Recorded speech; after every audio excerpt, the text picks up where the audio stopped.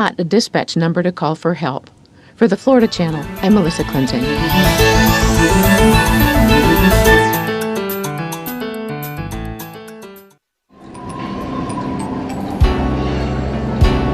You are watching the Florida Channel, a public service made possible by the Florida Legislature, WFSU-TV, and Florida State University.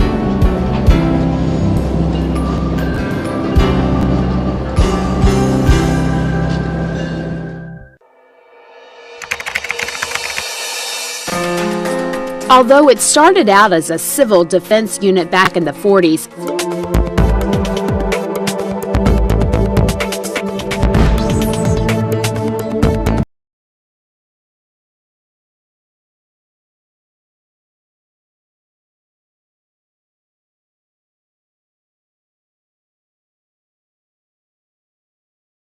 with the price gouging at gas stations. Attorney General Moody is on that. That's her purview. I know she's actively policing that. So if you do have examples of that, I know she'll want to follow up with that very quickly.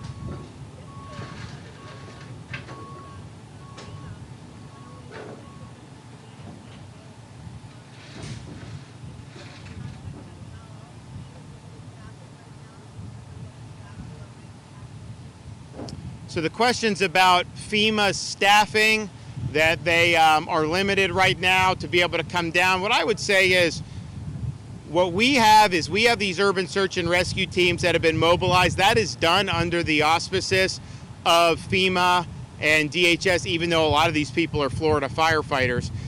So that is being done. I think that's an important component. In terms of like staffers and some of the bureaucracy, fortunately for Florida, you know, we have a machine. I mean, this is something that we work on. We know we've got to deal with it, being a tropical state, and we do. And so I think what will happen is once we get major landfall, major disaster declaration post landfall, that we'll be able to hopefully get that individual assistance, get the debris kicking.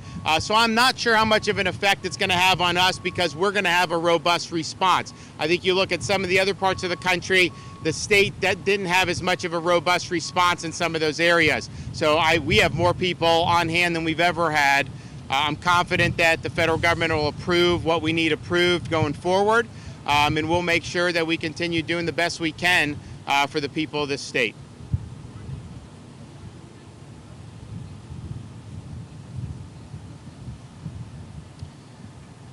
So the questions about this is a massive guard mobilization, what necessitated that?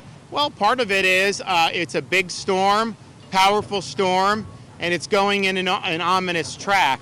One of the worst places to take a major hurricane is the Tampa Bay area. It's low-lying. You have Pinellas County as a peninsula surrounded by water. The prospect for devastating storm surge is high, and it has a chance to damage a lot of property and put a lot of people's lives at risk. Now, I think most people have gotten out, but the reality is this is something that we planned for. This is something that we knew could be something that happened, and it's not guaranteed this is going to go into Tampa Bay, as I mentioned. It could go north of it. It could go down further into Southwest Florida. That's all possible as this thing continues to approach the Florida Peninsula. But, you know, to compare to like Helene made landfall in the Big Bend of Florida. We had no fatalities in Taylor County at all from a major 15, 20-foot storm surge. That's pretty remarkable, but there's also much fewer people there. You start talking about the greater Tampa Bay area, you know, that's millions of people. And then if the storm rides I-4 out to the Atlantic, that's many millions more. So I think that reality and possibility necessitated the robust response. Okay, thanks everybody.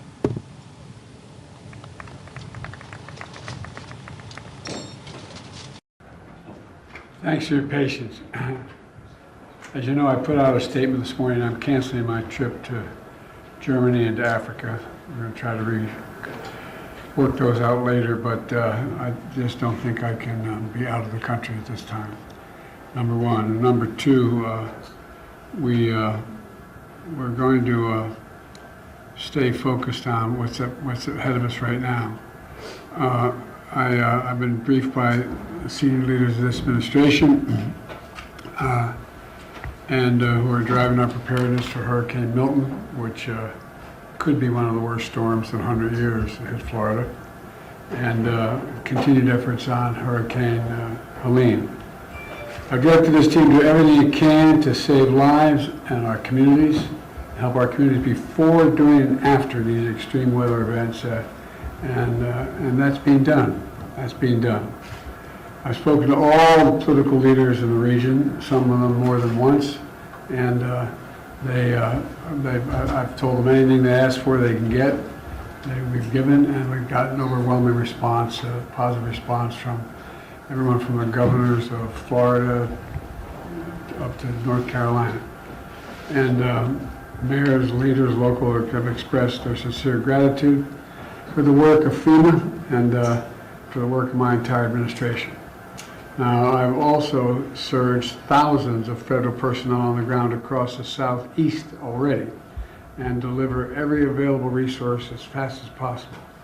And my priority is to increase the size and presence of our effort. And as we prepare for another catastrophic storm about to make landfall, you know, I've been in constant contact with our director of the National Weather Service, Ken Graham, who's kept me informed the last several days of what to anticipate. You never know until it happens, but he's very, very engaged. He made clear to me just how dangerous this storm is, indicating that winds had reached up to 180 miles an hour. 180, that's not guaranteed it's going to hit the shore at 180 miles, but they've reached up to 180 miles an hour. And a possible storm surge as it hits the coast of Florida of 15 feet, which can be devastating. The current path of the storm is expected to Tampa Bay area and cut directly across the state, east to west, all the way across the state, with the potential for this storm to both enter Florida as a hurricane and leave Florida as a hurricane on the Atlantic coast. This could be the worst storm to hit Florida in over a century. And God willing it won't be, but that's what it's looking like right now. Immediately approved the pre-landfall emergency declarations in Florida.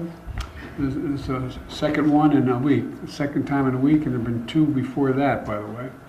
I sent FEMA Administrator Criswell down to Florida yesterday to work intensively with the state and local partners as we prepare to deploy more resources. She's going to continue that work between Florida and North Carolina in the coming days.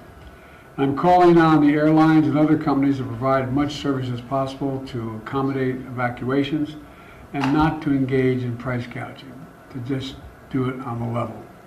And last night I spoke again with the governor of Florida, DeSantis, and Tampa Mayor Castor,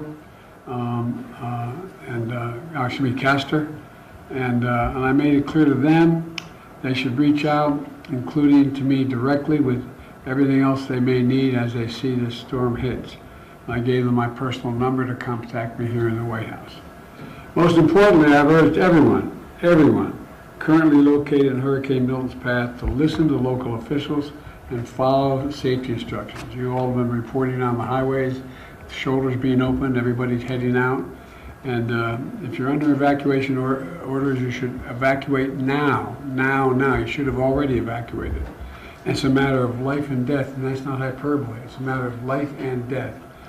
So let me add that FEMA has provided 300 ambulances to move people who can't move themselves out of healthcare facilities. And while we prepare for Hurricane Milton, we're still surging resources in North Carolina, Georgia, South Carolina, Florida, Tennessee to respond to Hurricane Helene. And it's real. The impact is still there. And we're going to leave, we're not going to leave until the job is done. It's going to take time, and before it's all over, it's going to take tens of billions of dollars to get it done. And Kamala and I are keeping all of you in our prayers out there. There's a lot of people. The good news is, just before we called you in, I received information that the number of missing persons has been significantly reduced, lost from the first hurricane. But we'll have more information on that later. So that's the situation, and we're not going to leave till the job is finished. It's going to take a while. Sir, what's the risk of political figures sharing misinformation during this time? past this prologue is real, but the fact of the matter is, I think we have, I've been able to contact all the governors. They are sticking up for what they've asked for. They're pointing out that they're satisfied with everything they're getting. But I can't speak for others on the internet. And I mean, just, look, those who do it to try to damage the administration. Well, we can take care of ourselves. But it misleads people. It puts people in circumstances where they panic, where they really, really, really worry. They think they're not being taken care of. And it really is, it's going to sound, I use an old phrase, it's un-American. It really is. People are scared to death. People know their lives are at stake. All that they've worked for, all that they own, all that they value. And it's just, anyway. Mr. President, can you give us a sense of how Vice President... Thank you, guys. Can you give us a sense of Vice President Harris's role in this? Wait. I'll have plenty of time to talk about Angola. I still plan on going to Africa. I'll have plenty of time to talk about what's going on in Latin America and South America in terms of the Amazon. And I'm going to be talking today with my friend, the Chancellor of Germany, and we're going to try to work that out. We've already contacted all these people, okay? But I'm going to be on the phone today. I'm heading shortly when I get up from here. I'm heading out to Wisconsin, to Milwaukee. But I think we can, I'm still planning on visiting all the places I said I'd be and all the conferences I said I'd participate in. Mr. President,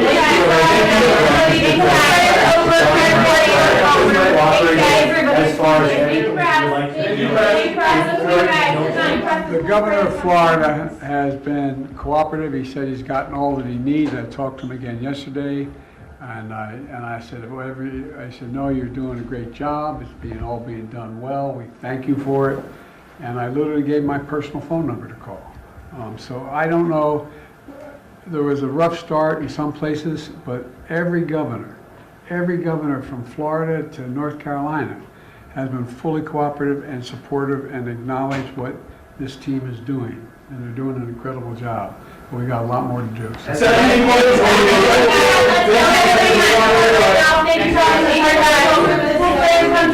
Thank you for your time. Early Thursday morning in the wee hours is kind of where it's looking now, but it has moved a little bit slower than projected over the last 36 hours. There is still a lot of uncertainty about where exactly the eye of the storm is going to hit. I think the most recent models have it somewhere in Manatee County, just south of Tampa Bay.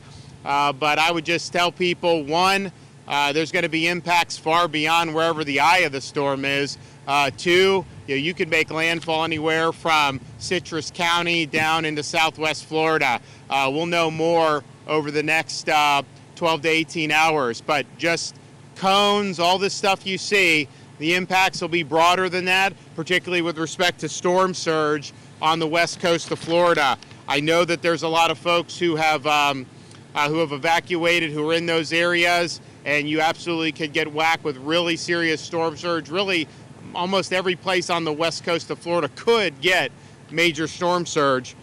Today I held a joint call with state legislative leaders and the cabinet to brief them on Florida's efforts on the storm and about our resources that are being offered and being utilized by the state of Florida. We also did a similar call to Florida's congressional delegation. I've also spoken to the president and the FEMA administrator.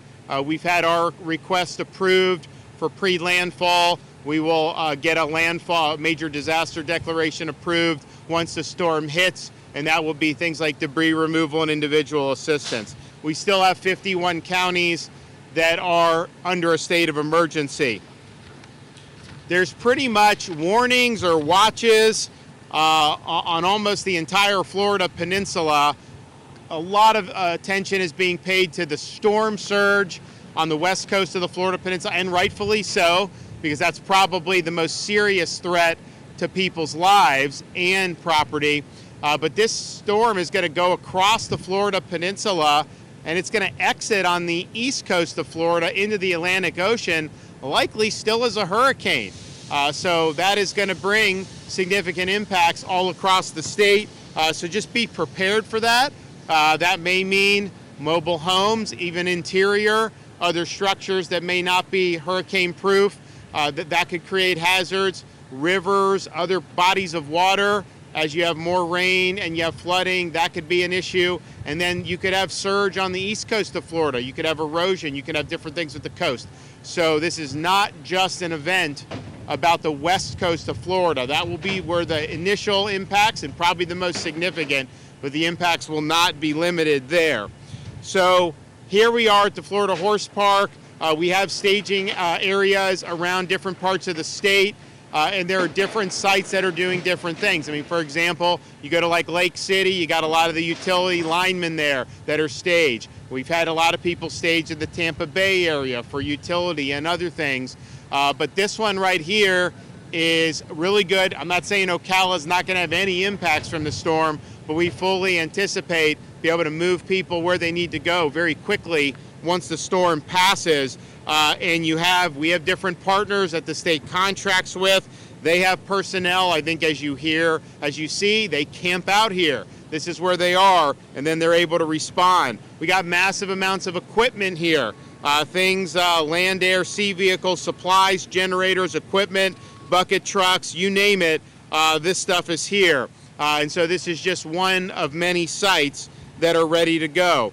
The reason why we do state of emergency, we did it over the weekend on Saturday. We knew the storm wasn't likely to hit until middle of the week at the earliest, because you want to start amassing these resources, and that's what we've done. I think it's been really, really important. So on this property, you got over 2,000 pieces of equipment, including a lot of pumps, a lot of generators, light plants, display boards, restroom trailers, laundry trailers, forklifts, air conditioning units, electrical equipment, water hoses, bunk trailers, and rollback trucks.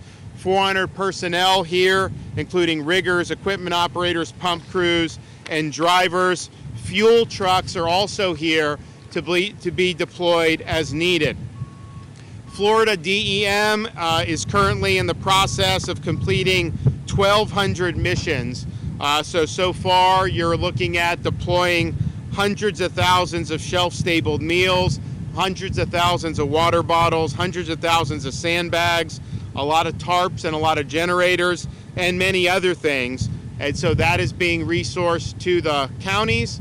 And then, of course, we also have staging areas that we'll do with our pods once the storm passes. We have utilized flood protection devices in areas to protect against storm surge. We've now deployed more than 11,000 feet of those tiger dams. That's really important to protect hospitals, wastewater facilities, and electrical infrastructures. Of course, we've been outfitting counties for years now with Starlink internet, so that's going to be available to be used as needed. In terms of fuel, we amassed a lot of fuel before this particular emergency. We actually had it for Helene, didn't really need to use it for that. We have 268,000 gallons of diesel, 110,000 gallons of regular gas on standby. That's just from the state. You still have the fuel at the ports that are being brought in. But then we also have another 1.2 million gallons of both diesel and gas that are currently en route to the state. Now, I know there's been a lot of lines at gas stations. You obviously have an inordinate demand for fuel, much more than would typically happen. What's happening is there's long lines, the gas stations run out of fuel, but the fuel supply is available. So then they ask for more fuel to be brought. And so what we're doing is we've authorized Florida highway patrols to escort with the siren, so they get there quicker, major fuel trucks. So we've had 43 fuel trucks that have already been escorted by Florida Highway Patrol to deliver fuel to stations, particularly in the anticipated impact area. We're also working with companies like Circle K, Gate, Racetrack, Wawa, Shell, and Walmart to ensure fuel trucks are working 24/7 to keep fuel delivered as it comes into our ports. There's no longer fuel coming in to some of the West Coast ports like Tampa and Manatee, but they've got a lot of fuel there on dockside that is going to continue to be used. And I spoke with both ports of Tampa and Manatee today, and they've got a lot of fuel. So that's continuing to happen. And then fuel has been coming into East Coast ports. That's probably going to stop soon. Maybe it's already stopped now. But again, there's a lot of fuel that's on hand that can be brought out on the dockside, and that's what we're looking to continue to see happen. Debris removal from Hurricane Helene. I think most people know the counties and the cities, they have contracts for debris removal after a storm. There was not necessarily great job all around on some of the contractors in places like Manatee, Sarasota, Hillsborough counties. We saw this debris once it was clear there was going to be some type of storm this weekend. We decided to create a state support debris mission. And what we've done is we've mandated the landfills are open 24 hours. We had one county where they didn't have anyone there manning it. We opened it up forcibly, make sure that debris can be brought in. So that's Florida Department of Transportation. They've now deployed over 300 dump trucks so that work to remove debris 24/7, and they're going to continue to do it all day today and as long as they can tomorrow before we start to feel impacts from the onset of the storm. So as of this morning, Florida Department of Transportation has removed over 1,300 truckloads of debris in a little over 48 hours. That's a huge, huge amount. Now, there was issues, so the most debris was probably in the Pinellas County beaches. You also had Manatee, the barrier islands like Anna Maria, a lot of debris. That was our initial focus. Sarasota also had a lot of debris on their barrier islands, and I guess their contractor kind of left them holding the ball. So we've now surged over 100 FDOT vehicles between Manatee and Sarasota working to step in where the contractors left off. And we're going to continue doing that again all the way until it's no longer safe to do so. We've made a huge dent in this. The more debris we can get picked up, the less damage is going to happen, whether that's floating into the Gulf of Mexico, whether it's projectiles that go into other buildings. We have hundreds of state search and rescue personnel, a total of 26 teams embedded in potential impact sites along the West Coast to begin immediate rescue operations as soon as the storm passes, should the need arise. I know a lot of people have left, and hopefully there's not a need for a lot of rescues, but those personnel will be there if they need. We have 5,000 National Guard that are on duty. That'll expand to 8,000 very, very soon. We have a total of 34 search and rescue aircraft. We've gotten a lot of support from other states, and we thank them for that. We have 450 tactical vehicles, including 140 high-wheeled vehicles, aerial, water, and ground National Guard search and rescue teams. This is probably the largest National Guard mobilization in advance of a storm in Florida history. We also have the Florida State Guard, 10 maritime crews, 3 high-water UTVs, 2 UH-60 Blackhawks, 4 drone teams, 15 cut and toss crews, 2 amphibious rescue crews, and almost 200 Florida State Guard soldiers. Linemen and power restoration resources are being marshaled. We now have over 43,000 linemen who are being brought in from as far away as California, so we appreciate them for power restoration.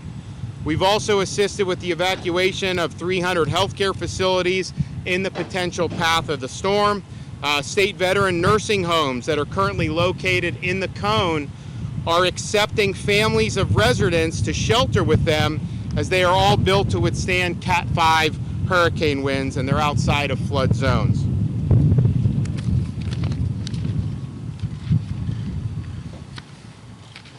Florida Disaster Fund. This was activated after Ian, Idalia, and Helene. If you want to support for Milton, go to floridadisasterfund.org. This is really, really significant way to help people. You should be executing your plan now. If you're going to get out now. You have time today. Time will be running out very shortly if you wait any longer. Of course, there's a lot of mandatory evacs that have been done. We have done the shoulders on the I-4 and the I-75. Veterans Expressway and Suncoast Parkway tolls have been waived. Those can also be used as evacuation routes. I-4 is doing a lot better today than yesterday. Still traffic, but that's it. That's the norm for that. I-75 northbound, 20 to 30% higher volumes. Alligator Alley is pretty jammed right now.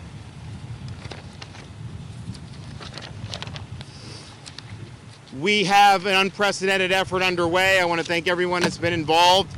It's not easy, especially when you've just responded to a Category 4 storm, Helene, to have it done. I know everybody's tired. Trust me, we get it.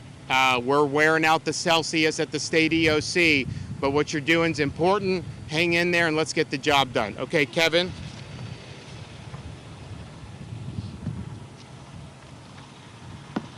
Thank you, Governor, for your leadership and commitment so that we have the resources that we need to respond to this unprecedented event. The State Emergency Response Team continues to work on more than 1,000 missions that the Governor's already mentioned. We will continue to fulfill these requests 24/7 as we prepare for landfall. Once the storm has passed, we have tens of thousands of resources staged and ready to deploy to the impacted communities as soon as it's safe to do so. Life-threatening storm surge is expected along Florida's west coast. Storm surge values shown in some areas could exceed 15 feet. Counties from Levy to Collier have ordered mandatory evacuations, and I urge you to heed those warnings if you're in one of those zones. By now, I hope you know whether if you live in an evacuation zone or not. But if you do not know, please go right now to floridadisaster.org/know and find out if you live in an evacuation zone. If you are in a mobile or a manufactured home or in a low-lying flood-prone area, it is never safe to stay in that situation. No matter what year it was built, you need to evacuate. Please remember, evacuating doesn't mean driving hundreds of miles. It means just driving tens of miles to the closest friend, family, or shelter nearest you. I want to reiterate that shelters are free. Nobody is going to charge you to go to a school, stay in a shelter, even one of the state shelters that the state of Florida has opened. Shelters are free. Please make sure you bring your pets with you. The state is going to open a series of shelters to supplement county shelters. Should the need arise, we will be ready to take the surge capacity. Two of those shelters that we have already opened are Wiregrass Sports Complex in Wesley Chapel, Florida, and the Seminole Tribe Event Center in Tampa, Florida. I want to thank both of those private sector entities for their support in helping us protect Floridians. Evacuate today if you have been told to do so. If you have been asked to evacuate and you ask yourself, should I would ask you to ask the next question, is it worth the risk? As the governor said before, there are options to assist residents with evacuating. We have a shuttle system that the state of Florida provides.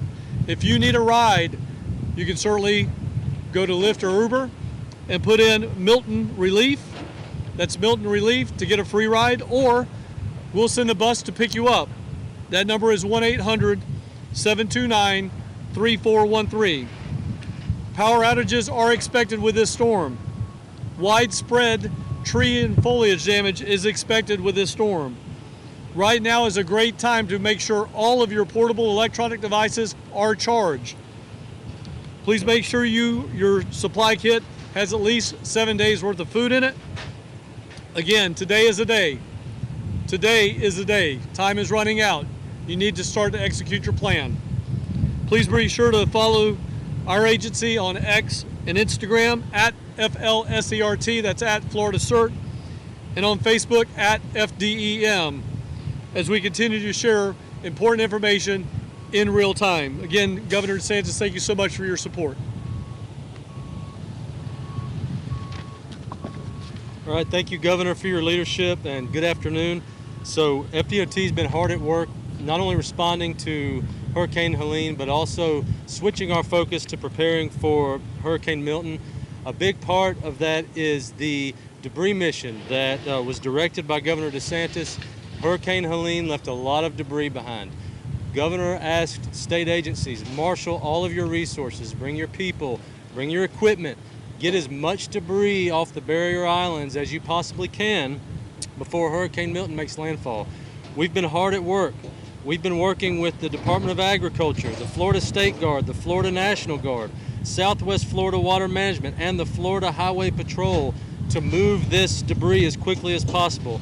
You heard from the governor in the past 48 hours, we've removed over 1,300 loads of debris, which is nearly 24,000 cubic yards. That's in just 48 hours. Truly is remarkable. We're also putting in a lot of other efforts to prepare for this event. We do ask our local governments, local municipalities, counties, and their debris contractors and vendors. This is a 24/7 operation. Bring your resources to the table. Continue to move debris. The more debris we remove, the better off these communities are going to be. We have suspended tolls in Central and West Florida and also along Alligator Alley and 595 Express in South Florida to facilitate evacuations. Together, FDOT and the Florida Highway Patrol implemented emergency shoulder use along I-4 from Tampa to Orlando and also along I-75 from Tampa to I-10 in Columbia County. We have had very heavy traffic since we did that, but it did begin to relieve. Late last night, it began to return to normal. We have seen heavy traffic and congestion throughout the day. I-4 has returned to normal with the exception of our normal congestion areas. I-75 is still seeing 20 to 30% higher volumes. Alligator Alley today has seen significantly higher volumes.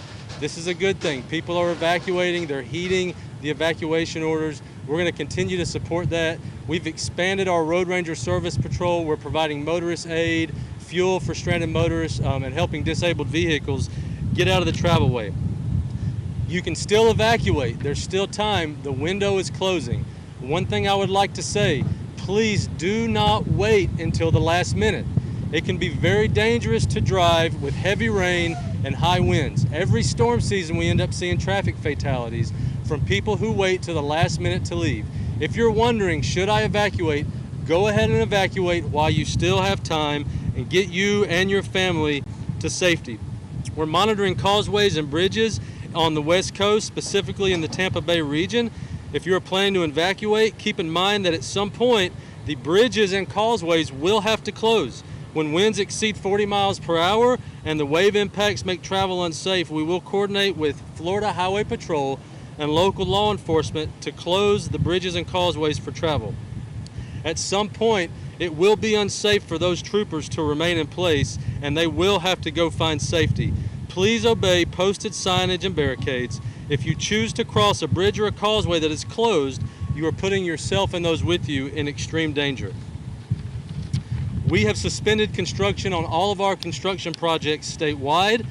We have removed all planned lane closures to facilitate evacuations, and we've also had a statewide call and coordination with our construction industry. They have offered all the resources they have and people they have to help us respond to this emergency. We are expecting significant widespread impacts, and we're going to be ready to effect any temporary emergency repairs that are needed as quickly as possible. We've staged 156 bridge inspectors around the forecast impacted area. We have 328 team members staged for cut and toss operations and over 1,500 pieces of heavy equipment ready to go.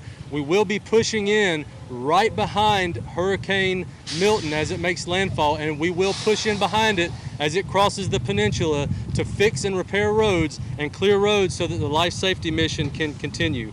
We've been in close coordination with our seaports. Port Key West, Port Tampa Bay, Port St. Pete, Seaport Manatee are all closed on water side, but as the governor mentioned, they are still moving fuel on land side.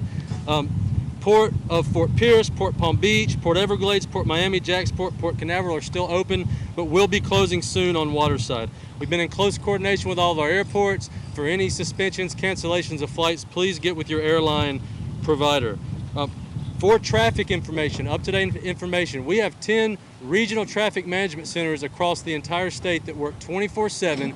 We are updating fl511.com live. This is the source of information for traffic.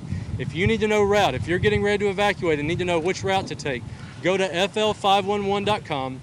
You can view our traffic cameras live, you can plan your route, and you can get to safety efficiently.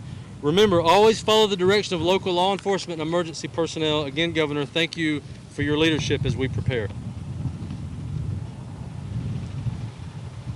Well, we appreciate everybody that's been working hard. As I mentioned, there's been state of emergency now for over 2 weeks straight in terms of mobilization, preparation, response to one Category 4 storm, and now mobilization and response to another major hurricane. It's not easy. I know people have been working around the clock, not just with state government, but our local counties and cities, and then all the other partners that participate in this. But people are pushing forward, they're stepping up. I know some of our residents that just experienced hurricane damage from Helene are also fatigued. Just hang in there and do the right thing. Just let's get through this. We can do it together, and then on the other side of it, make sure everybody's safe, and we'll put the pieces back together. The state is strong. We're going to be able to weather it. Not going to be easy. We're going to suffer damage. But don't lose faith. It's a tough thing to do 2 storms in 2 weeks, but we'll get through it. Okay, any questions?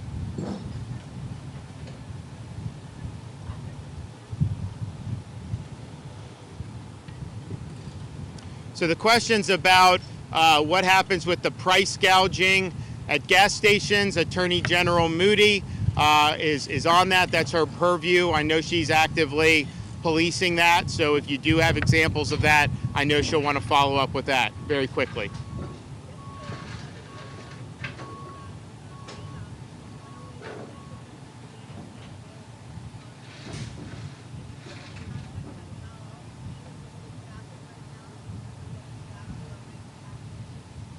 So the question's about FEMA's staffing, that they are limited right now to be able to come down. What I would say is, what we have these urban search and rescue teams that have been mobilized. That is done under the auspices of FEMA and DHS, even though a lot of these people are Florida firefighters.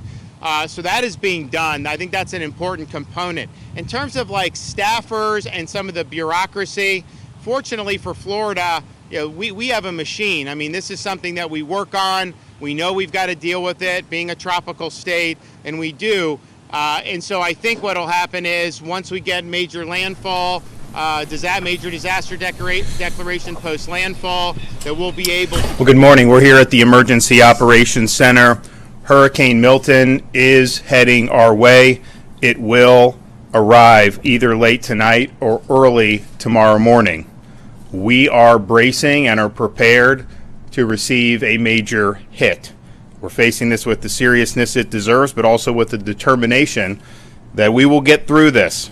Folks here at the EOC and our first responders throughout the west coast of Florida have been working nonstop now for weeks to prepare and respond to Hurricane Helene, and then now to prepare and respond to this new major hurricane. The common virtue has been dedication. Dedication to the task at hand, dedication to responding to help our fellow Floridians in danger, and dedication to ensuring that Florida weathers this storm and emerges stronger on the other side. We are prepared and we will respond. I've spoken to the President. We remain in regular contact with FEMA, and we are marshaling all available resources to be able to prepare and respond to Hurricane Milton. I also want to thank the 20 other states who are assisting Florida ahead of the storm. This is just what we as Americans do. We've had opportunities to help other states in the past, including most recently in Western North Carolina, and I think it shows the spirit that these states are stepping up and providing really valued support. We still have a state of emergency for 51 Florida counties. Hurricane Milton is still a major, very strong hurricane. It's currently a Category 4 hurricane. with maximum sustained winds of 155 miles per hour. That is just a whisker shy of a Category 5. And while there is the hope that it will weaken more before landfall, there is high confidence that this hurricane is going to pack a major, major punch and do an awful lot of damage. As you can see behind me, the Florida Division of Emergency Management is fully deployed, fully active. This has been a footing now for over 2 weeks, given both of these storms. The state is actively fulfilling over 1,500 missions. We've delivered massive amounts of supplies, meals, water bottles, sandbags, tarps, generators to be able to help our local communities respond to this storm. We've also deployed more than 11,000 feet of flood protection systems and erected them around critical infrastructure like hospitals, wastewater treatment facilities, and electric infrastructure. Generators have been deployed at shelters and to support sheltering operations. Starlink internet has been deployed across the entire state of Florida. We have surged an additional 600 ambulances, and they are currently in operation helping in the effort. The state of Florida has considerable fuel reserves ahead of Milton, and it's staged, and they will be utilized as needed following the storm. We've already dispatched a lot of fuel in the lead up to this, but we still have on hand 1.6 million gallons of diesel and 1.1 million gallons of gasoline. There is no, right now, fuel shortage. However, demand has been extraordinarily high, and some gas stations have run out. To be able to help ameliorate that, the Florida Highway Patrol has facilitated 106 long-distance fuel tanker escorts with sirens getting through traffic, totaling almost 1 million gallons of gasoline from ports in Tampa, Jacksonville, Everglades, and Manatee, and they are continuing with the fuel escorts as we speak. I'm in contact with the ports on the west coast of Florida. We'll see how this storm impacts those. Clearly, there's a chance that you could have a major impact on Port Manatee as well as on Port Tampa Bay. That could interrupt their ability to receive fuel shipments. And so we're working on contingencies to be able to keep fuel flowing throughout the state of Florida. As we saw this new storm develop, it was clear that a lot of the hardest hit areas on the west coast of Florida from Hurricane Helene had not had major, robust debris removal contracts in place or operations in place. Some of these contractors were good. Some of them were not getting the job done. So you had a major hazard on barrier islands in Pinellas, Manatee, and Sarasota County. So this weekend, I authorized mandated 24/7 debris removal. We took all the Florida Department of Transportation and other agency vehicles, brought them from all across the state, and they are engaged in other missions as their normal course of business, and dedicated it to debris removal. So in a little over 48 hours, and they were working all through the night. In the wee hours of the morning in places like Manatee, Sarasota, and Pinellas, they were able to remove 55,000 cubic yards of debris. So that's over 3,000 truckloads of debris. And it's our estimation that on those barrier islands, they were able to make a dent in the debris and reduce it by about 50% just from what Jared Perdue and the other agencies were able to get done. So I want to thank everybody that's been involved in that. It did not stop since this weekend. We're now in a position where it's likely the conditions are going to deteriorate, and so we're going to have to wind that down. But they did make a difference, and there will be less damage from this storm as a result of getting that debris out than there otherwise would have been. The Florida Department of Transportation is staging the following assets ahead of the storm: 156 bridge inspectors, 328 cut and toss personnel, and over 1,500 pieces of heavy equipment. Florida National Guard, Florida State Guard, Florida Fish and Wildlife, and the Florida Highway Patrol have activated additional personnel in advance of the storm.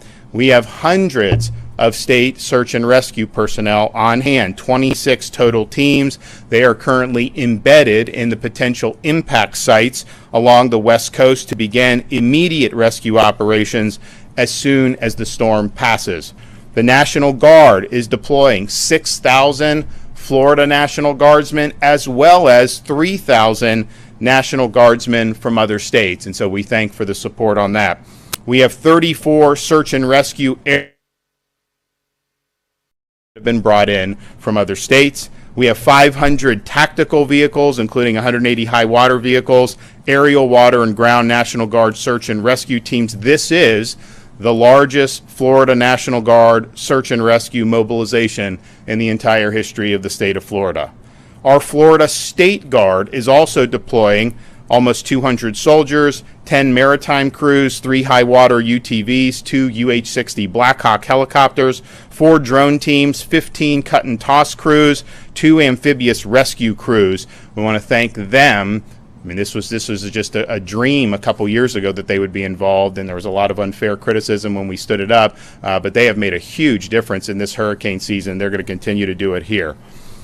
We have also worked with the utilities to have the largest staging of utility workers and linemen in advance of the storm any time in American history. We will have in Florida, by the time the storm arises, over 50,000 linemen, and those linemen are being brought in from places as far away as California. So as soon as that storm passes, you're going to see the assessments and the power restoration efforts commence immediately.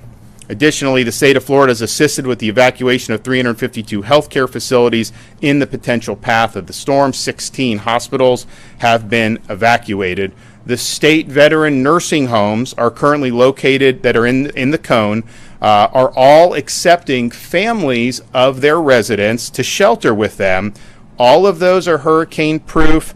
All of them are outside of flood zones, so if you do have a family member that's in one of our state nursing homes, you can go and you can shelter with them. That's a safe option, and I know the veterans would appreciate it. The Florida Department of Law Enforcement is directing deployment of additional 500 out-of-state law enforcement officers. These officers will help respond after the storm to maintain law and order. And there is going to be a lot of damage from this storm. There's going to be opportunities for people to try to take advantage of that. My message to you is don't even think about it. We are going to come down hard on you. You are not going to be, you're going to regret that you tried to do that. So I appreciate all the other folks from out of state who are coming in to supplement this effort. We need to maintain law and order. FDLE's mutual aid team is managing more than 70 active law enforcement missions, including identifying post-storm response squads, and these are really important missions, and we're happy for that. So we're preparing for Milton, but we're also still recovering from Hurricane Helene. When Hurricane Helene hit, we reactivated the Florida Disaster Fund. We are now accepting donations into the Florida Disaster Fund for both storms, both Helene and for Milton. This is a private fund. It's affiliated with the state in terms of disaster, but it's tax deductible donations. We distributed $63 million after Hurricane Ian to help people largely in Southwest Florida. This is something that is really, really important. So I've directed Volunteer Florida to keep the fund activated for Hurricane Milton. I want to thank, there's already been millions raised for Helene. I want to thank Lennar, Wells Fargo, Walmart, and Publix for making really significant donations. And I know there's going to be a lot more that are going to want to do it. To contribute to the Florida Disaster Fund, you can text disaster to 20222. Disaster to 20222, or you can visit floridadisasterfund.org. So now we're bearing down to where the storm is going to arrive within the next 24 hours. You still have time to evacuate if you are in an evacuation zone, particularly if you're in Manatee, Sarasota, Charlotte, those areas. I mean, this track can bounce around. It's not guaranteed it's going to hit there. A lot of the solutions have it going there. You have time to do that. Now, conditions aren't going to be great today. I would say that the roads and the interstates, they are flowing. We've waived tolls. We've done all that so people can do. But the best option would probably be just to evacuate within your own county to one of the shelters. All those counties have multiple shelters that are open. There's a lot of space in those shelters right now, and certainly it would be safe to do a very short evacuation, tens of miles, rather than get on the interstate and go. The roads are still open. People can do that, but I just want to warn people that the conditions are likely going to continue to deteriorate throughout the course of the day. We had, of course, on Monday, when the initial evacuations were coming down, particularly in the Tampa Bay area, had a lot of traffic on I-4 and on I-75. FDOT did the emergency shoulder plan. That helped, but it was slow, and those roads can be very slow anyways. By the time we got to the end of the night, through the wee hours of the morning, it was going pretty quickly. Yesterday was not as bad on those roads as it was on Monday, but what we did see is Alligator Alley down in southern Florida was about 150% of its normal capacity, and I think that's because as people saw the storm potentially bending a little further south, I think a lot of people in Southwest Florida decided to evacuate across the state, and so that's that. The roads now are good, but I would just caution the conditions are not great now, and they're likely going to get worse as the day goes on. Of course, we do have a lot of mandatory evacuations in place. If you want to get a hotel, you can go to visitflorida.com/Priceline, Expedia.com/Florida. That is the emergency accommodation module that is there. I'm not sure what availability there's going to be in a lot of these places at this point, but if that's something that you're interested in, you can try that. Of course, we've worked with the Florida Restaurant and Lodging Association for distress rates for hotels, as well as waiving pet fees, and I know a lot of the hotels in the state of Florida have responded very positively for that, so I just want to thank them for doing that. We've also partnered with Uber for Hurricane Milton to provide free rides to and from shelters and counties with active evacuation orders. So if you want to utilize that, you go to when you do the ride, you do the promo code Milton Relief, just one word, Milton Relief. OnStar has activated Crisis Mode, which provides free crisis assistance services and in-vehicle data for Chevy, Buick, GMC, and Cadillac owners. Schools, most of the school districts in the state are closed today. Obviously, if you get out of the path in like the Panhandle, not as much, but in that Florida Peninsula, virtually all school districts are closed. All Florida counties and Miccosukee and Seminole tribes are assisting the state with storm response, and I want to thank all those for their great work. We have 149 general population shelters that are open throughout the state. The current total shelter population is just 31,000 individuals. We have room in those shelters for a total population of almost 200,000 individuals. So there is space available in these shelters. I know a lot of people would rather stay in a hotel, stay with friends, and that's fine. But especially now as the storm's getting closer, you may be able to get in your car and drive 10 miles, get to a shelter, ride the storm out, and then be able to go as you see fit, and hopefully you'll be able to get back to your place very quickly. But space is available. So there are 36 county-owned special needs shelters that are open and operating in counties that are in the path of the storm. Schools and other facilities are now also being used as supplementary state-supported shelters across the state. The state of Florida has now open 6 state-operated supplemental shelters. These may not ultimately be needed, but you have a lot of people in the evacuation zones. I think most people decided to just leave and find something on their own. We still have a lot of room in the traditional shelters, but out of an abundance of caution, we wanted to open additional options. So the 6 state-operated supplemental shelters currently are Hard Rock Event Center, 5223 Orient Road in Tampa, City Furniture, 3205 South Frontage Road in Plant City, Baycare, 1802 North Del Mabry Highway in Tampa, Life Science Logistics, 310 North Galloway Road, Lakeland, Babcock Ranch, 43281 Cypress Parkway in Punta Gorda, the Wiregrass Ranch Sports Camp, 3021 Sports Coast Way in Wesley Chapel, Florida.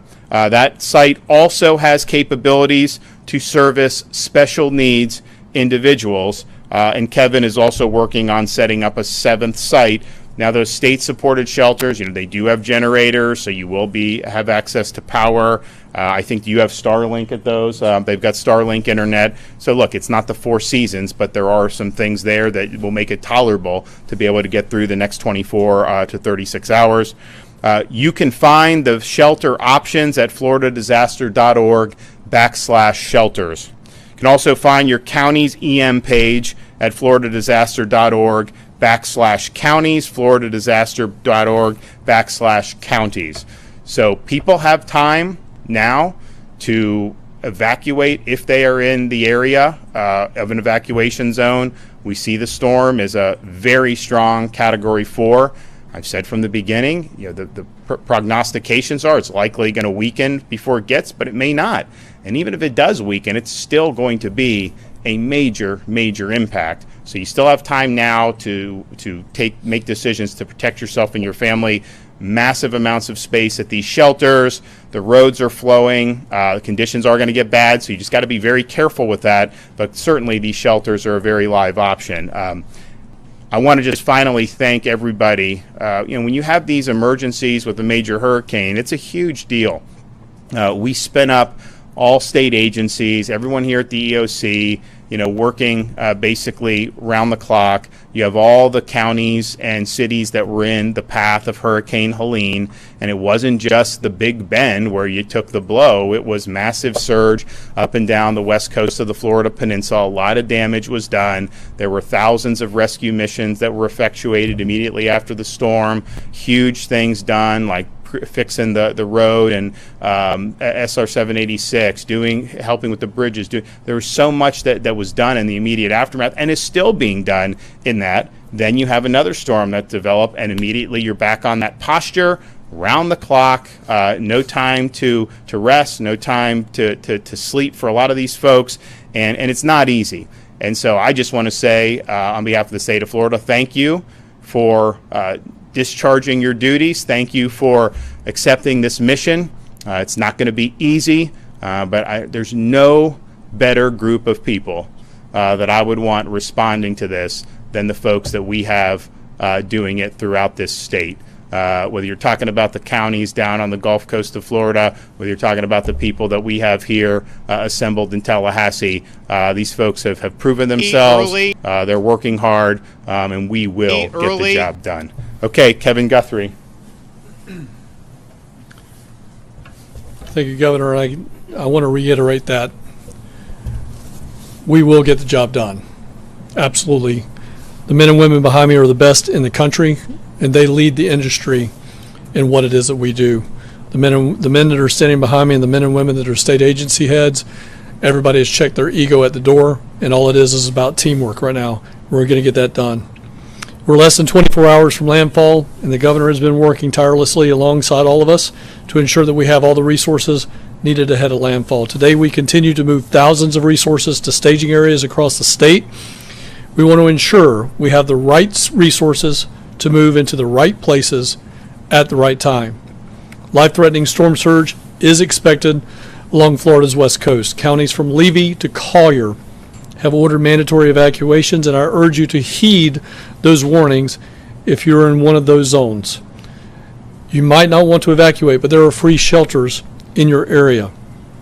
If you live in a mobile or manufactured home and you're in this impact area, please go to a local shelter. If you rely on power for medical devices or other things, please go to a local shelter. You live in a home that can't withstand the hurricane force winds, again, please go to a local shelter. We have enormous capacity.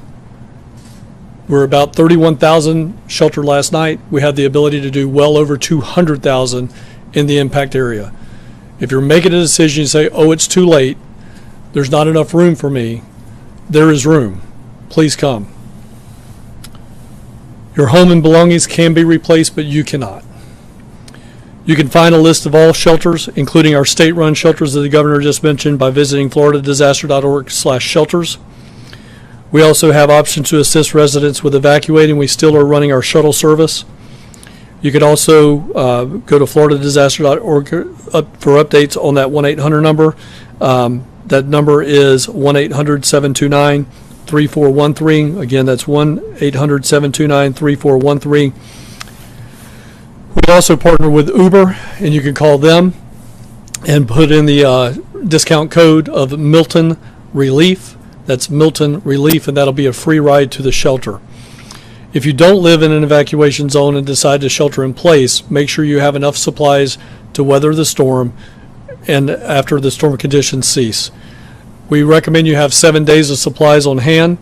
Power outages are expected with this storm. Charge your electronic devices now before the power starts to go out. If anybody's looked at a radar in the last 8 hours, you see a lot of rain heading into the impact area. You see tornado warnings. I think as of our 7:15 briefing with my executive staff, we had 7 tornado warnings, and as we were walking in here, I saw 2 more. So there's been roughly 10 tornado warnings. Power will start going out, so you need to make sure your electronic devices are charged now. If you can get outside and it's safe to do so, make sure you're bringing all that furniture, potted plants, decorations. If you can pick it up, put it up. The strong winds can obviously pick that stuff up and deposit it much somewhere else. During the storm, we want to start messaging this. We do it every single time, but again, if you've decided to shelter in place and during the storm you hear this tree snapping, maybe the power popping, that can mean that there is flying debris and you should seek shelter immediately inside your home. Treat it as if it's a tornado. Get into the innermost portion of your home.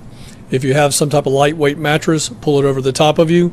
Protect yourself from falling debris. Treat it just as if it's a tornado. If you find yourself, all of a sudden, it is absolute calm. You've gone from snapping trees and power lines and the sound of destruction to absolute nothing, like it's a clear day in the middle of the summer. You're in the eye wall of the hurricane, and you need to stay in place. Do not go outside. Do not look around. This eye wall has been moving anywhere from about 4 nautical miles to upwards of 12 to 16 nautical miles. If it reforms the eye wall and starts to collapse again, you may have only minutes in a situation that could be life-threatening. So please make sure you do not go outside if that happens. For more updates in your area, remember to follow your local county emergency management agency's instructions. The agency also has activated the State Assistance Information Line to provide information to Floridians to receive up-to-date information from us. Residents and visitors can call this toll-free hotline at 1-800-342-3557. 1-800-342-3557. Before I close, in anticipation of some of your questions, you may ask, what are the things that we're going to be doing over the next 12 to 24 hours while landfall is happening? The things that we're going to be doing, the Florida State Emergency Response Team with all of its agencies have been working contingency plans. Over a week ago, I set out for our planners to work 3 different contingencies. And that was something that hit the Helene area, something that hit the Tampa Bay area, something that would hit the Fort Myers area, and then even drill down further into that. So in the next 12 to 24 hours, our staff will be moving from a strategic contingency-based plan to tactical operations-based movements. They will pull off the shelf what that strategy was at the time and move directly into tactical operations. We will start working on our damage prediction models. We do have damage prediction models that come from the United States Army Corps of Engineers and other federal agencies. That system is called HAZUS. Our planners, our intelligence cell will start looking at those things to see where the most debris, where the most damage is going to be based on the last calculated movement at landfall. So we will then start marshaling resources from the north and the south with all of the agencies behind me and all the agencies that are out there on the floor right now, to include local county assets and out-of-state mutual aid assets, to move from north or south into those impacted areas, surging more resources where we anticipate having the most damage based on those models. You can always follow us at X and Instagram at FLSERT and on Facebook at FDEM. You can get latest updates also at floridadisaster.org/updates. Governor, again, it makes it very easy for us to do our job and be successful at our job when you have a man standing behind me that's willing to pull the trigger at 96 hours out. All of us can be very successful. And I think this is one thing I just want to point out, because the governor's not going to toot his own horn on this, but I will. General Haas not only is a good friend, but he's one of the best in the business at doing what he's doing. But he can only move as fast as he can call up his soldiers. That takes 72 hours to do that. When the governor gives us 96, the last 3 storms we have marshaled the full depth and breadth of the Florida National Guard before landfall. And that never happened before this governor took office. Governor, thank you. Yep. Thank you, Governor, for your leadership, and good morning. I want to reemphasize at FDOT, we are committed, we are determined, and we are resolute, and we are ready to respond to this storm. We took the governor's direction very seriously with the debris mission. Remove as much debris as humanly possible in the barrier islands before Hurricane Milton makes landfall. We mobilized every available state asset along with some of our contractors and have been working around the clock. I want to say thank you to our dedicated FDOT team members down in the Tampa and Southwest Florida regions. They have been working around the clock. Also want to say thank you to the men and women of the Florida National Guard, the Florida State Guard, the Florida Highway Patrol, Southwest Florida Water Management District, and the Florida Department of Agriculture. They all joined forces together to move debris, and we worked into the wee hours of the night last night. We had huge platoons of dump trucks being escorted by Florida Highway Patrol in very severe weather to get debris off of those barrier islands.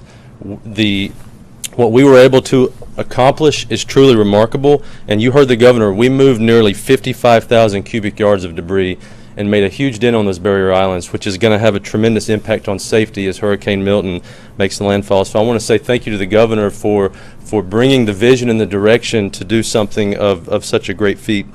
With evacuations, we did notice very heavy traffic on I-75 and I-4 going north to Orlando and up to I-10 over the last few days. We did use emergency shoulder use. It did help to resolve that traffic, and we have continued to have both the Florida Highway Patrol and our Road Ranger Service Patrol circulating those corridors to offer motorist aid. We did see very heavy congestion on Alligator Alley yesterday. We also implemented emergency shoulder use there.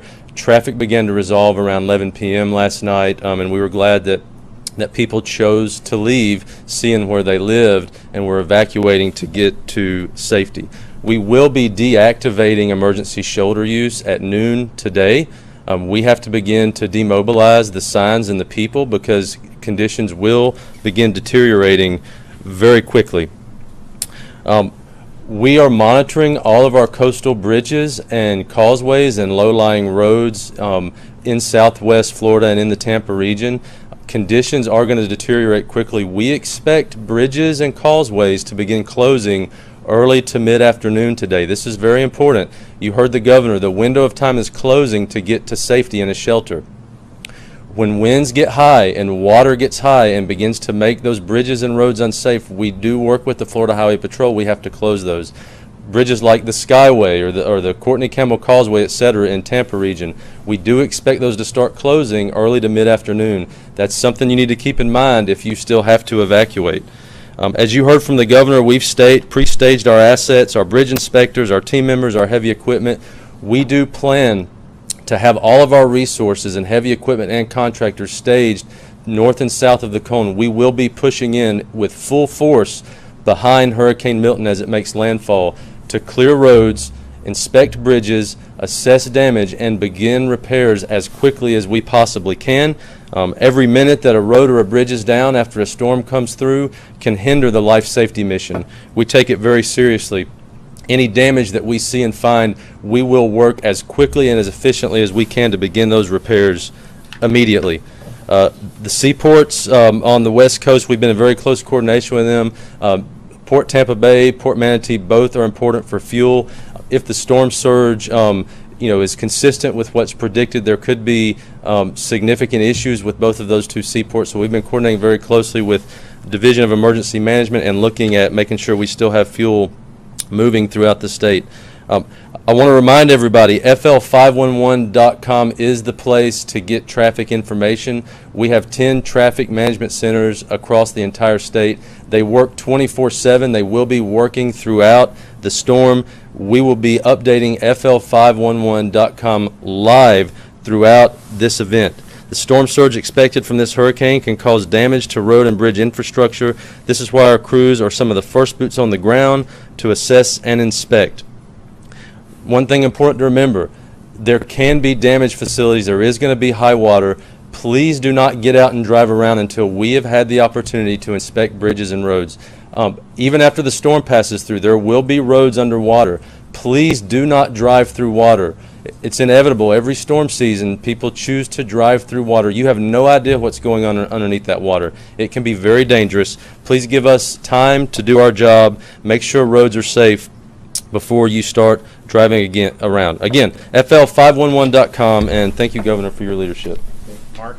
Yes, sir. Good morning.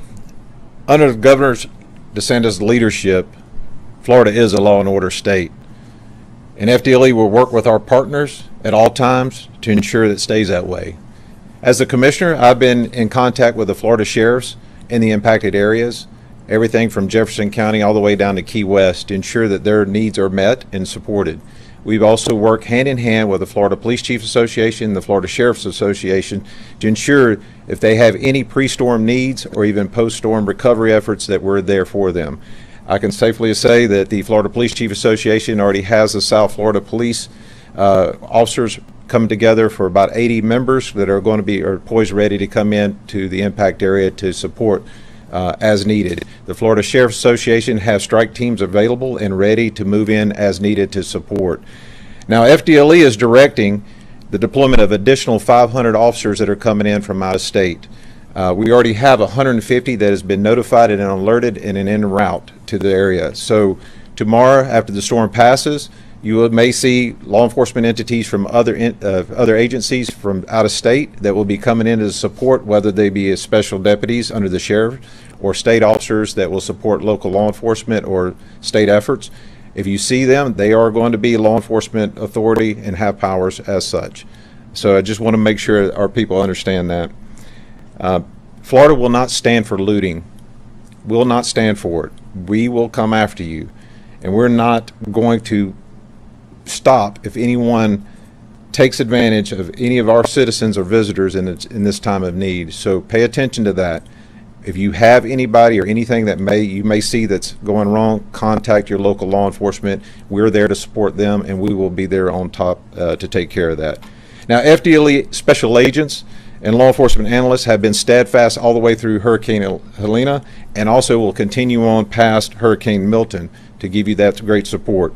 Our mutual aid team at FDLE has already been managing numerous law enforcement missions, and such as identifying post-storm response squads, establishing base camps for first responders, and conducting security missions. Now, in addition, FDLE has nearly 200 analysts that are on standby for reunification efforts for Florida. Law enforcement officers and offices for sheriffs and police departments to help you if you're missing your loved ones. We're here to help and try to find them.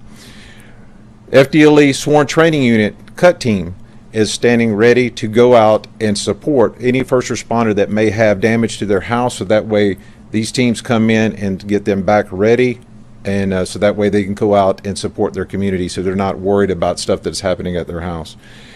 Now, FDLE law enforcement strike teams are coming from Pensacola and Miami into the area. These strike teams will be able to do everything from violent crime investigations to patrol operation and security details. FDLE special agents are activated, all of them are activated to deploy in the impact area as needed. Now, in any type of event, comms is one of the biggest issues. And FDLE Communications Strike Team is already at the ready, working with ESF2 here at the Florida State EOC to ensure that agencies that lose their 911 communication, internet or radio communications, we're there to help them and get them back up and operational as fast as possible. In addition, our FDLE aviation assets are also pre-positioned to conduct overwatch missions for patrol officers and sheriff's offices and departments as needed on request. And I'll echo what Kevin said. Because of Governor DeSantis, we are ready. And thank you again, sir, for your support, and Florida could not be in better hands.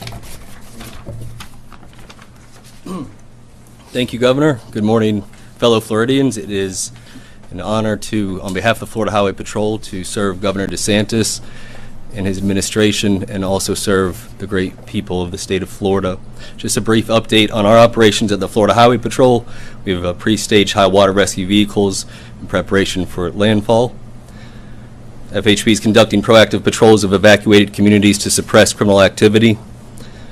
As the governor spoke about, we have been laser focused on ensuring that our roadways are open so that we can conduct escorts of fuel trucks to gas stations that are in need of fuel, as we are still doing those missions in this moment.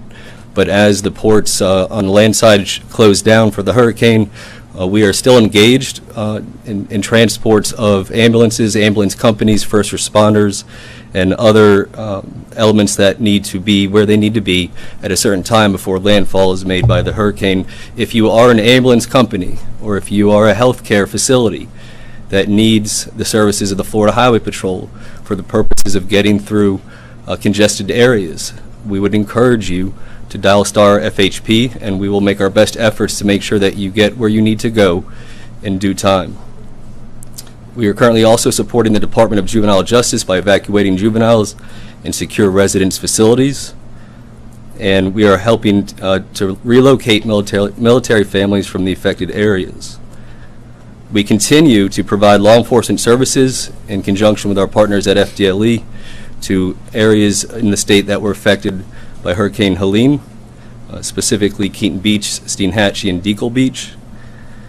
As of today, all FHP troops and all 2,000 state troopers are activated on an Alpha Bravo shift, and that includes an additional 300 auxiliary state troopers. We are all in, full force, 24/7 from here on out. Now, I want to talk briefly about after the storm passes and makes landfall, and then we come in behind, you're going to see a lot of first responder personnel. You're going to see law enforcement. You're going to see the National Guard. You're going to see the State Guard, out-of-state law enforcement officers. At the direction of Governor DeSantis, we have 500 out-of-state law enforcement officers that are going to complement and supplement our response, and we appreciate FDLE's leadership on that. You're going to see DOT personnel. As far as law enforcement goes, obviously we're going to be focused on search and rescue initially. We're going to be focused on getting roadways back open so that we can amplify our search and rescue efforts. But if you are in need and there's no electricity, for example, or your phone doesn't work, feel free to interact one-on-one with law enforcement officers. We are here to help you in that moment of need. The governor talked a little bit yesterday about in the state of Florida, law and order state, Second Amendment state, you don't know what's behind that door, and I'm speaking directly to the criminal element that intend to take advantage of Floridians. The governor's right, you don't know who is behind that door, and they're probably armed. But if you find yourself in a situation where there is nobody in that home and you intend to burglarize it and take advantage of Floridians, there's going to be consequences. And I'll start with first of all, you're going to have the Florida Highway Patrol, 2,000 state troopers. You're going to have FDLE. You're going to have out-of-county sheriffs. And now we're going to have out-of-state troopers. There's going to be a swarm of law enforcement officers. And I can tell you, on behalf of the Florida Highway Patrol, if we catch you and you try to escape, we're going to chase you. We're going to use intentional contact to stop the pursuit. We're not going to allow you to injure or kill Floridians because of your criminal activity. We're going to hold you accountable and get you in custody. FWC will be deployed. They will catch you in the water. We'll catch you on land. You have the National Guard and the State Guard. They'll catch you in the air. There's no escape from the resources of the state of Florida. The governor has announced in prior months, and we have celebrated a 50-year crime low in the state of Florida. I can promise you, after this storm, there's going to be a new record set, because the state of Florida is not going to give you an opportunity to take advantage of Floridians. And then my final comment would be that we at the Florida Highway Patrol, and I know I speak for all the professionals that are standing behind me and the governor as well, is that we are cognizant of the weight of this moment for the state of Florida. We are cognizant of the weight of your safety and your concern as Floridians, and we are cognizant of our duty as representatives of the government and as law enforcement officers and first responders, and we intend to meet this moment and we intend to honor our duty. And so it is an honor to be a part of this team, to serve the state that I love, to serve the best governor in the state of Florida, and ultimately the people of Florida. Thank you, Governor.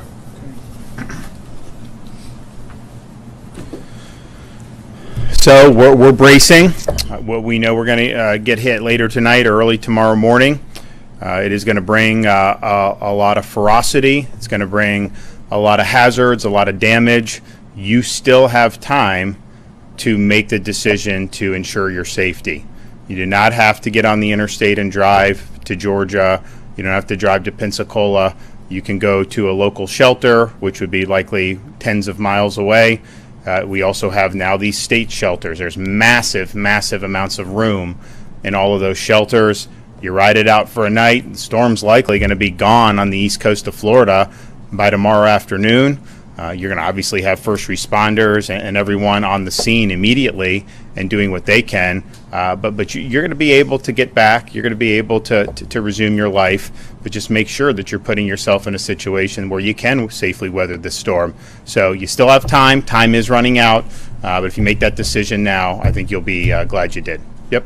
A lot of people are choosing to stay in Sarasota, Charlotte County. What's your message to those people that are choosing to stay in their homes? Well, if you're not in an evacuation zone, I would imagine, because there's a lot of population in some of those areas, like Kevin said, if you're going to hunker down like that, you're basically going to be, if you're not in a flood, you're basically going to be concerned about the wind. And this is a strong storm.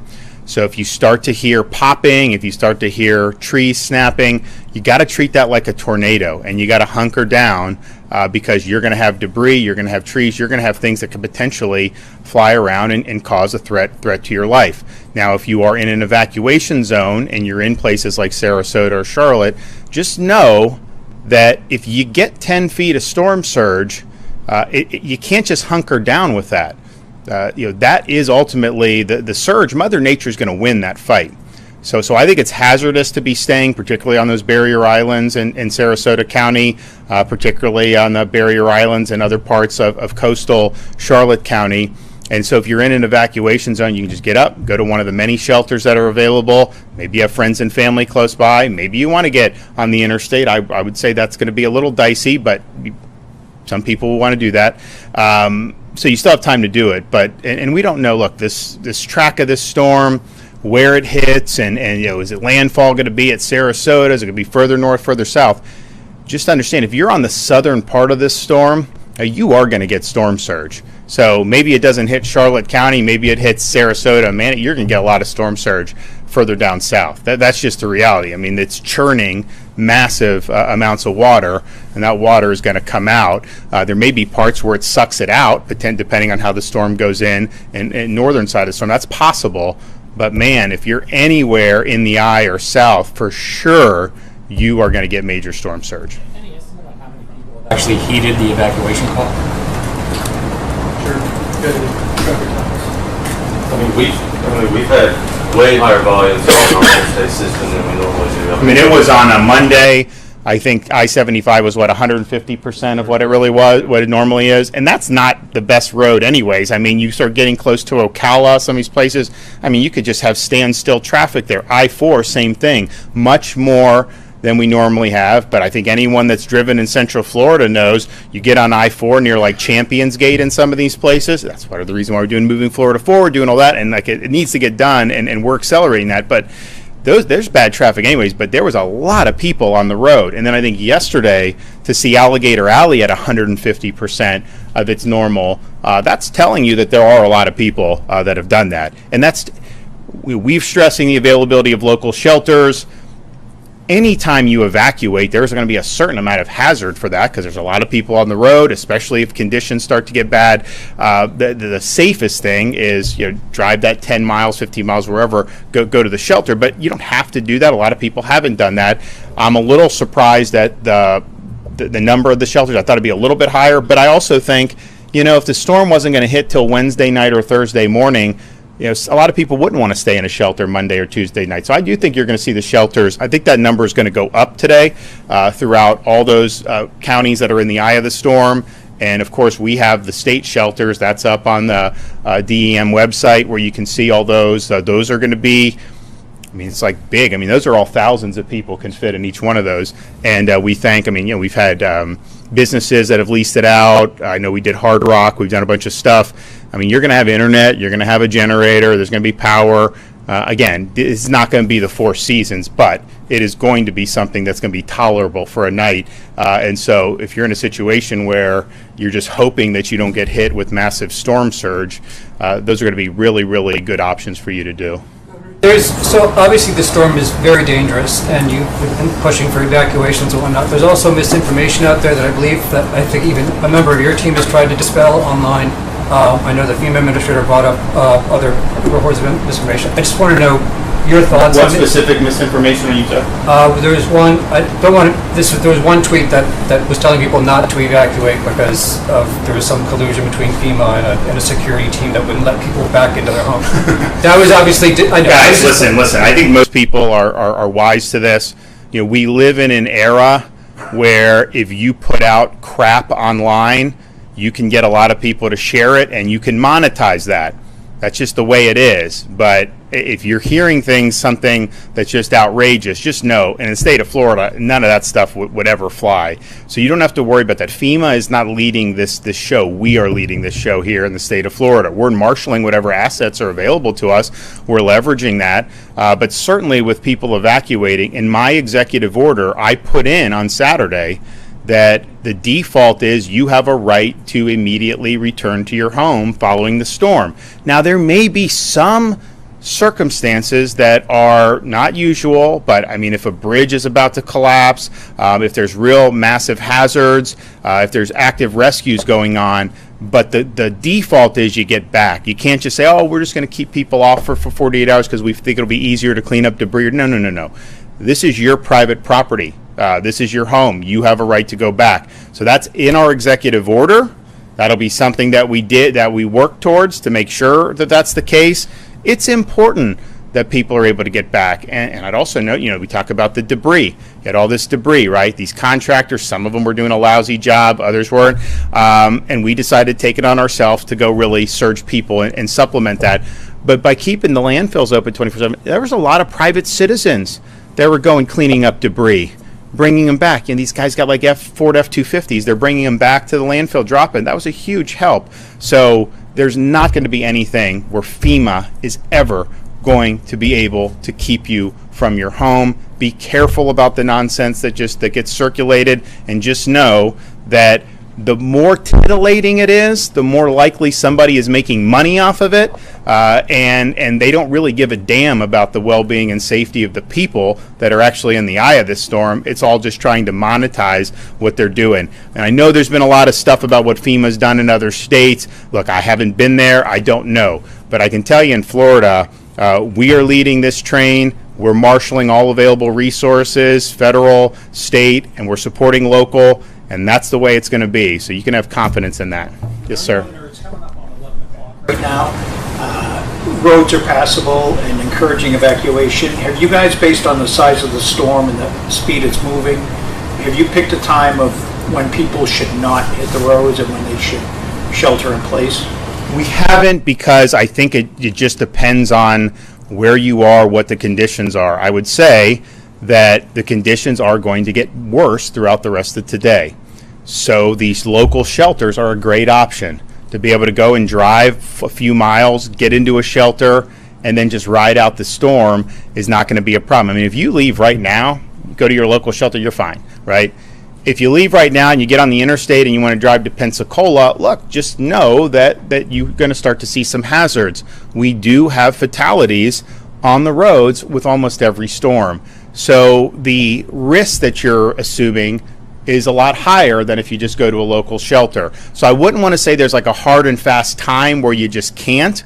I think now you can go to the local shelter, but I would say even starting now, when you start talking about the interstate, you are going to see conditions deteriorate throughout today. And there is a lot of rain. There's problems in different parts right now. People get it. There's bands and whatnot. And it's not going to be right now hurricane force right now, but still, this is something that could be problematic. And so, I mean, I just think like if you're elderly or something like that, what would be the better option? Like, I would advise probably just going to the shelter right now rather than trying to get on the interstate, and go visit your kids or something. So, but people can make that decision.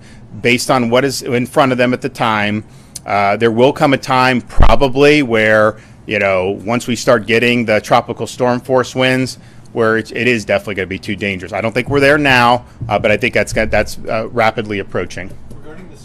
Shelters are, basically for people who are displaced after this storm, will they be able to go to these shelters?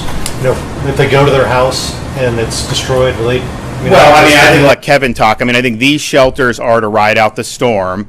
We've worked with counties, with Helene, on sheltering availability for post-storm. I don't know that these are necessarily the same things on that, but we have had that mission. Do you want to address? Yes, sir. Thank you, sir. What I'll say to that is, again, to the governor's point, these private sector locations are what we would refer to as the shelters of last resort. Again, they're not the Four Seasons. They're cots in a warehouse in some cases. Our biggest facility is a warehouse that's right next to our new facility in Auburndale. But what we will do, because this is a point of emphasis for the governor, he's given me this direction, hear it loud and clear. When this storm is over, we need to get kids back at school. We need to get community and life back up and running, and we're going to be committed to doing that. My goal that I charge the team out there on the floor with is, let's get kids back in school in 3 to 5 school days after landfall. We're going to do that. To be successful at that, we're going to have people that are going to be in long-term sheltering.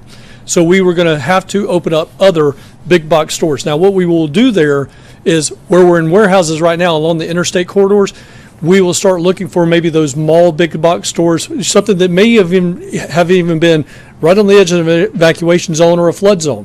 For example, there's a really good place, Gulf Square Mall in Pasco County, Hudson. That is in an evacuation zone. That is in a flood zone.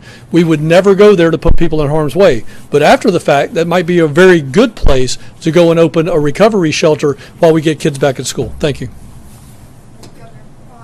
Yesterday it was said that the state will ask FEMA for a waiver allowing more contractors out of state to come to Florida. Has FEMA responded to that? Don't believe so, have they? No, sir. We're still working with that, putting that on the letter. We got 3 options. We're just trying to get the best option that's going to have the path of least resistance. Great. Related to the schools part of that, to kind of what Director Guthrie was talking about, I believe after Ian, there was a situation where some of the schools were just too damaged to actually have kids back in there. Is that something you just have to wait and see where the storm hits and just that'll be that. We'll assess that at the time. I know, like on Sanibel, for example, those kids went to different school at that point across the bridge. It's a lot easier when we fixed the Sanibel Causeway, so they were able to do that. That may happen here. We'll see, but that'll likely be driven by the school districts make a decision, and then we'll be able to offer probably some support for that through our Department of Education. But these are things that are live possibilities. A storm of this magnitude, you are going to have some of these the schools that could be damaged. Now, I would say most of the schools that are not like on barrier islands, these are good structures mostly, and that's why we use them for shelters. So I would imagine you'll see some damage inland, but probably not to the extent that we saw on the barrier islands after Ian. On these barrier islands, the schools they're kind of in the similar spot. It's a big storm, and you could have some damage, and it may not be as simple as just being able to get people back in after 3 days. Okay. Basically, the people who are staying behind, I know police are going door to door in some places. Are you guys being told who these people are and their locations, and are you? That's a local thing. I know the sheriffs and the first responders on the county basis, they're doing that. What I've always said is, you are being warned on this. You've seen, just think about Helene on these Gulf Coast in Central Florida. It was 100 miles away, and you still had feet of storm surge where there were fatalities as a result of that. This is one that's going to be potentially delivering even more surge than what we saw in Pinellas and Manatee. Almost definitely will deliver more surge in some of these areas. And so that is hazardous, that is life-threatening, and you'd be wise to go to a shelter, ride it out, but rather than try to mess with that. And if there are a lot of people that do stay behind, unfortunately, there will be fatalities. I don't think there's any way around it when you have storm surge that could be 10 feet. So you have time to do that. There's going to be people who stay behind who are going to be in distress. We are going to, working with the locals, we're going to conduct rescue operations. We will do that. And a lot of those were successful last time in the Helene, but why would you want to risk it at this point? So this is a big storm. It's going to do a lot of damage. It's going to create a lot of threats to life. It's obviously going to destroy property. We're bracing for that, but we're doing everything we can to try to mitigate the damage beforehand, and we'll do everything we can to help with rescues and getting people back on their feet afterwards. Okay, thanks.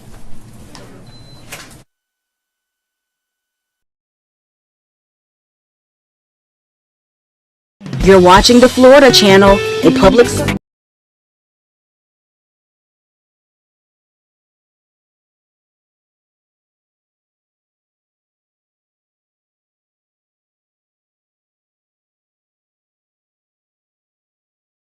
A major hit. We're facing this with the seriousness it deserves, but also with the determination that we will get through this.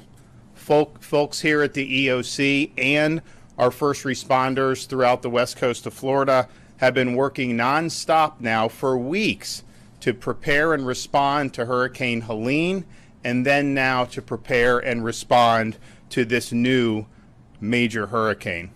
The common virtue has been dedication. Dedication to the task at hand, dedication to responding to help our fellow Floridians in danger, and dedication to ensuring that Florida weathers this storm and emerges stronger on the other side. We are prepared and we will respond. I've spoken to the president. We remain in regular contact with FEMA, and we are marshaling all available resources to be able to prepare and respond to Hurricane Milton. I also want to thank the 20 other states who are assisting Florida ahead of the storm. This is just what we as Americans do.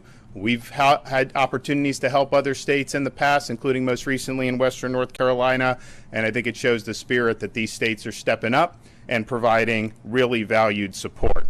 We still have a state of emergency for 51 Florida counties. Hurricane Milton is still a major, very strong hurricane. It's currently a Category 4 hurricane with maximum sustained winds of 155 miles per hour. That is just a whisker shy of a Category 5. And while there is the hope that it will weaken more before landfall, there is high confidence that this hurricane is going to pack a major, major punch and do an awful lot of damage. As you can see behind me, the Florida Division of Emergency Management is fully deployed, fully active. This has been a footing now for over 2 weeks, given both of these storms. The state is actively fulfilling over 1,500 missions. We've delivered massive amounts of supplies, meals, water bottles, sandbags, tarps, generators to be able to help our local communities respond to this storm. We've also deployed more than 11,000 feet of flood protection systems and erected them around critical infrastructure like hospitals, wastewater treatment facilities, and electric infrastructure. Generators have been deployed at shelters and to support sheltering operations. Starlink internet has been deployed across the entire state of Florida. We have surged an additional 600 ambulances, and they are currently in operation helping in the effort. The state of Florida has considerable fuel reserves ahead of Milton, and it's staged, and they will be utilized as needed following the storm. We've already dispatched a lot of fuel in the lead up to this, but we still have on hand 1.6 million gallons of diesel and 1.1 million gallons of gasoline. There is no, right now, fuel shortage. However, demand has been extraordinarily high, and some gas stations have run out. To be able to help ameliorate that, the Florida Highway Patrol has facilitated 106 long-distance fuel tanker escorts with sirens getting through traffic, totaling almost 1 million gallons of gasoline from ports in Tampa, Jacksonville, Everglades, and Manatee, and they are continuing with the fuel escorts as we speak. I'm in contact with the ports on the west coast of Florida. We'll see how this storm impacts those. Clearly, there's a chance that you could have a major impact on Port Manatee as well as on Port Tampa Bay. That could interrupt their ability to receive fuel shipments, and so we're working on contingencies to be able to keep fuel flowing throughout the state of Florida. As we saw this new storm develop, it was clear that a lot of the hardest hit areas on the west coast of Florida from Hurricane Helene had not had major, robust debris removal contracts in place or operations in place. Some of these contractors were good, some of them were not getting the job done. So you had a major hazard on barrier islands in Pinellas, Manatee, and Sarasota County. So this weekend, I authorized mandated 24/7 debris removal. We took all the Florida Department of Transportation and other agency vehicles, brought them from all across the state, and they are engaged in other missions as their normal course of business, and dedicated it to debris removal. So in a little over 48 hours, and they were working all through the night. In the wee hours of the morning in places like Manatee, Sarasota, and Pinellas, they were able to remove 55,000 cubic yards of debris.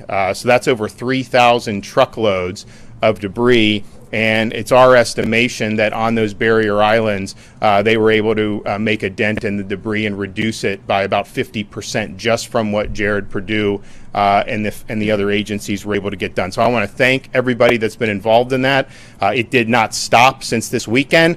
We're now in a position where it's likely the conditions are going to deteriorate, and so we're going to have to wind that down. But they did make a difference, and there will be less damage from this storm as a result of getting that debris out than there otherwise would have been. The Florida Department of Transportation is staging the following assets ahead of the storm: 156 bridge inspectors, 328 cut and toss personnel, and over 1,500 pieces of heavy equipment. Florida National Guard, Florida State Guard, Florida Fish and Wildlife, and the Florida Highway Patrol have activated additional personnel in advance of the storm. We have hundreds of state search and rescue personnel on hand, 26 total teams. They are currently embedded in the potential impact sites along the West Coast to begin immediate rescue operations as soon as the storm passes. The National Guard is deploying 6,000 Florida National Guardsmen, as well as 3,000 National Guardsmen from other states. And so we thank for the support on that. We have 34 search and rescue areas that have been brought in from other states. We have 500 tactical vehicles, including 180 high water vehicles, aerial, water, and ground National Guard search and rescue teams. This is the largest Florida National Guard search and rescue mobilization in the entire history of the state of Florida. Our Florida State Guard is also deploying almost 200 soldiers, 10 maritime crews, 3 high water UTVs, 2 UH-60 Blackhawk helicopters, 4 drone teams, 15 cut and toss crews, 2 amphibious rescue crews. We want to thank them.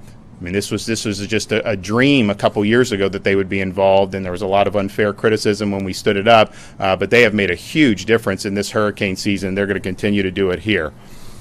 We have also worked with the utilities to have the largest staging of utility workers and linemen in advance of the storm any time in American history. We will have in Florida, by the time the storm arises, over 50,000 linemen. And those linemen are being brought in from places as far away as California. So as soon as that storm passes, you're going to see the assessments and the power restoration efforts commence immediately. Additionally, the state of Florida has assisted with the evacuation of 352 healthcare facilities in the potential path of the storm. 16 hospitals have been evacuated. The state veteran nursing homes are currently located that are in the cone, are all accepting families of their residents to shelter with them. All of those are hurricane proof. All of them are outside of flood zones. So if you do have a family member that's in one of our state nursing homes, you can go and you can shelter with them. That's a safe option, and I know the veterans would appreciate it. The Florida Department of Law Enforcement is directing deployment of additional 500 out-of-state law enforcement officers. These officers will help respond after the storm to maintain law and order. And there is going to be a lot of damage from this storm. There's going to be opportunities for people to try to take advantage of that. My message to you is don't even think about it. We are going to come down hard on you. You are not going to be, you're going to regret that you tried to do that.